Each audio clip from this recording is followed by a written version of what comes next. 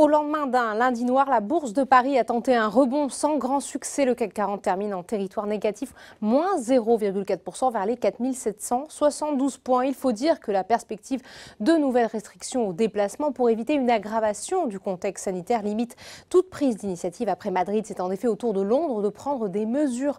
Dans cette situation, malgré des plans de soutien massifs pour relancer l'économie, l'évolution de la pandémie reste l'élément clé et la chute des marchés d'hier correspond à cette prise de conscience. De nouvelles mesures pour freiner le virus sont aussi un frein à la reprise et donc à la croissance. Du côté des valeurs cotées sur le CAC 40, les bancaires ont tenté de se remettre du plongeon de la veille sans succès. Moins 0,10% pour Société Générale, moins 0,57% pour Crédit Agricole, moins 0,52% pour BNP Paribas. Le rebond a toutefois tenu pour le secteur automobile, plus 3,63% pour Peugeot, plus 2,66% pour Renault. Unibail-Rodamco-Westfield prend de son côté la tête de l'indice, a souligné tout de même que le titre de la foncière commerciale affiche une baisse de 76% depuis le début de l'année. A l'inverse, et comme hier, les valeurs liées au tourisme, au transport ou au secteur aérien continuent d'être sous pression.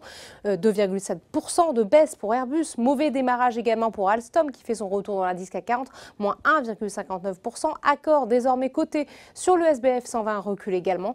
Les incertitudes sur le secteur du tourisme pèsent aussi sur Air France. Côté hausse, Lagardère profite du feu vert de l'autorité de la concurrence donnée à Mediawan pour le rachat de Lagardère Studio. Ubisoft est soutenu par les spéculations sur son avenir à la suite du rachat par Microsoft d'un éditeur de jeux, plus 1,35%.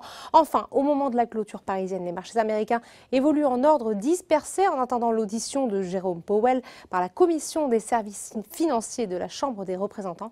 Le président de la Fed doit en effet s'exprimer sur la menace que fait peser le risque sanitaire sur l'économie mondiale. Voilà, c'est tout pour ce soir. N'oubliez pas, toute l'actualité économique et financière est sur Boursorama.